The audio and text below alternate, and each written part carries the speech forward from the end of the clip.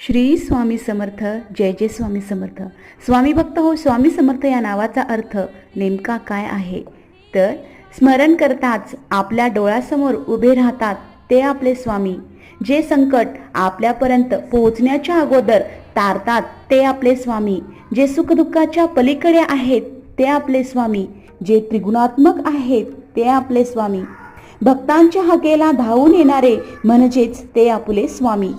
जे या ब्रह्मांडाचे चालक मालक नायक आहेत ते आपले स्वामी.